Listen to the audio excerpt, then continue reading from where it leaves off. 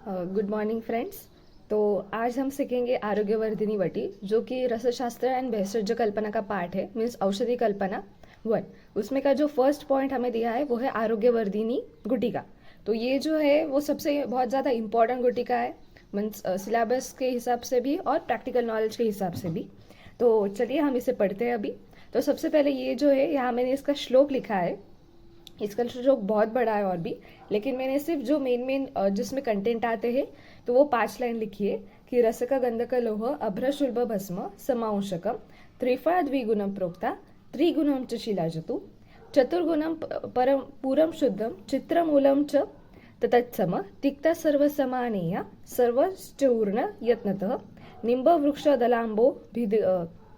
दलांबो मर्दयेत द्वि दिनावधि। मतलब अभी इसमें जो श्लोक के इसमें सारे कंटेंट्स आ गए और ये भावना आ गई है, और वो कितने दिनों तक देनी है वो आ गए। तो हम इसके कंटेंट देखते हैं। इसमें है पारद गंधक। अगर कभी भी कंटेंट लिखने हो ना, तो सबसे पहले अगर उसमें पारद गंधक है तो वहां से ही स्टार्टिंग होनी चाहिए, क्योंकि मीन्स वो मेन होता है। इसलिए पारद गंधक, फिर लोह भस्म, अभ्रक भस्म, ताम्र भस्म। अब यहाँ उन्होंने बताया कि त्रिफला द्विगुणम, मतलब त्रिफला जो है वो हमें 2 टाइम्स लेना है। सो हरित की, बीबीतकी और आमल की हमने ये 2 टाइम्स लिया है। और यहाँ पे दिया है त्रिगुणम च शिलाजतु, मतलब शिलाजतु है वो 3 टाइम्स लेना है। और फिर दिया है चतुर्गुणम पूरम। पूरम मतलब जो होता है गुगुल, गुगुल को ही पूरम कहा गया है, तो वो 4 टाइम्स लेना है। और चित्रक मूल जो है वो 4 टाइम्स लेना है। और इसमें सबसे ज़्यादा मेन है तिक्ता सर्वसमानिया, मतलब इतनी जितनी भी क्वांटिटी उसका 50% जो है वो हमें तिक्ता मतलब कटकी कुटकी पिक्रोराइजा कुर्रो वो लेना है। जैसे इसकी एडिशन देखें तो 22, सो इसका रेशो भी 22 आ गया, नहीं तो 50%। और यहाँ पे दिए जो भावना हम देते हैं गुटिका बनाने के लिए वो है निम्ब पत्र स्वरस। और वहाँ उन्होंने दिया है श्लोक में कि 2 दिनों तक भावना देनी है, किसकी? निम्ब पत्र स्वरस की। तो ये सब कंटेंट हो गए और उसका रेशो भी हो गया। सिंपल है रेशो, सारे जो भस्म है मेटल्स वो 1-1 है। त्रिफला 2 टाइम्स है, शिलाजतु 3 टाइम्स है, गुगुल और चित्रक 4 टाइम्स है, और तिक्ता जो है वो उनका मीन्स 50% है। अभी हम देखेंगे केमिकल कंपोजिशन, जो कि अगला पॉइंट है कि क्या क्या है। मीन्स अब अगर कज्जली देखें तो mercury, red sulphide of mercury जो होता है वो, लोह भस्म Fe2O3 और Fe3O4, अभ्रक जो है वो डबल सिलिकेट्स ऑफ एल्यूमिनियम होता है तो वो लिखा है। ताम्र भस्म क्यूप्रिक ऑक्साइड, शिलाजतु फुल्विक एसिड, हरितकी चबिलिक एसिड और टैनिक एसिड, बीबीतकी लिखा है फ्रुक्टोस और रैमोस, आमल की लिखा है विटामिन सी और फिलेम्बिन। गुगुल में जो केमिकल कॉम्पोजिशन है वो है ई गुगुलस्टेरॉन, चित्रक मूल चित्रेनॉन, प्लम्बेजिन, कुटकी में जो होता है कुटकी कॉल, कुटकी स्टेरॉल, एपोसाइनिन। अब हम इसके फार्माकोडायनेमिक्स एंड फार्माकोकाइनेटिक्स देखते हैं। अगर फार्माकोडायनेमिक्स काइनेटिक्स है ना, तो उसका क्या मीन्स आयुर्वेद के हिसाब से भी लिखना और थोड़ा मॉडर्न के हिसाब से भी।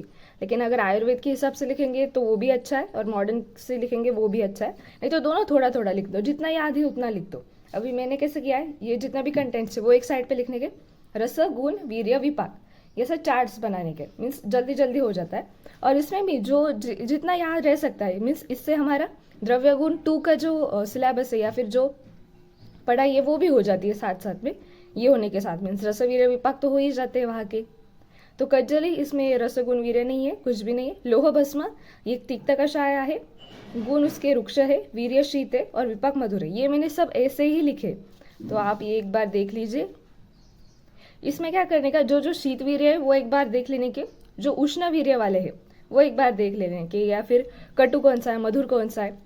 कुछ तो हमें पता ही होते ही है द्रव्य गुण से पड़े हुए, तो उतने लिख देने का। और यहाँ पे मैंने रस लिखा है शॉर्टकट में, मीन्स वर्ड्स यूज़ किए हैं मैंने। आमल की जो पंचरसात्मक है, हरित की पंचरसात्मक है, बीबीते की 6 मतलब कषाय रसात्मक है, ताम्र 561 मीन्स तिक्त कषाय मधुर, ऐसा है शॉर्ट फॉर्म।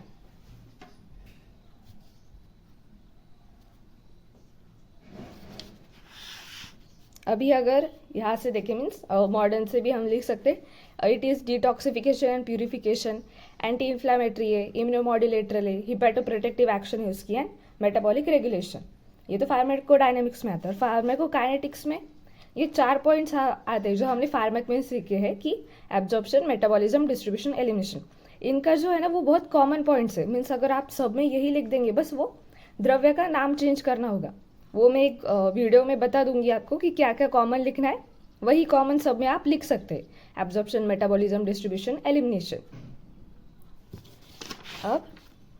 अब आता है मोड ऑफ एक्शन। ये भी एक पॉइंट है कि वो एक्शन कैसे करती है कि आरोग्यवर्धिनी वटी।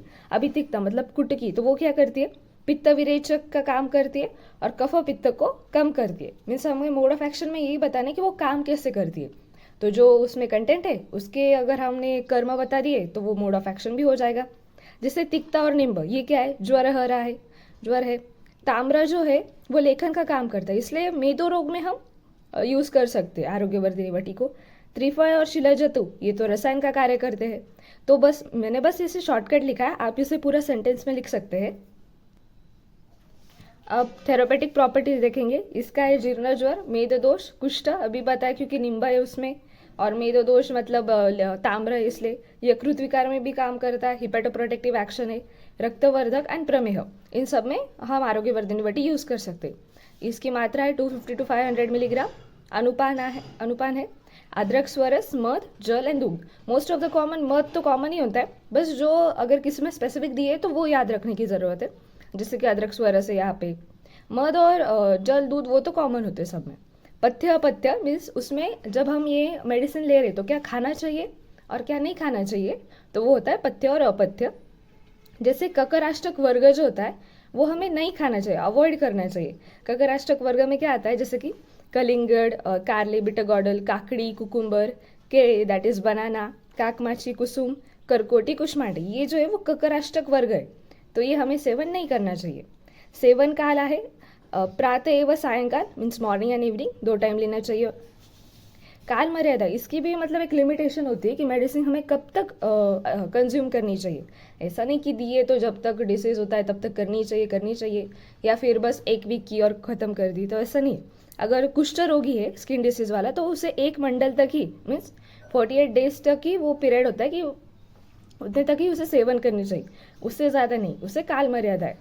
अशुद्ध सेवन व्याधि मीन्स अगर इसमें देखो भस्म है बहुत सारे, मीन्स पारद है, गंधक है, लोह, ताम्र, ये जो है अगर उसे वैसे ही रख दिया, मीन्स उसको अच्छे से शुद्धि नहीं की, तो उससे हमें व्याधि हो सकती है। तो वो व्याधि कौन से, जैसे कुष्ठ हो सकता है, यकृत विकार, एब्डोमिनल डिस्कम्फर्ट, स्टमक एक, ये हमें व्याधि हो सकते हैं।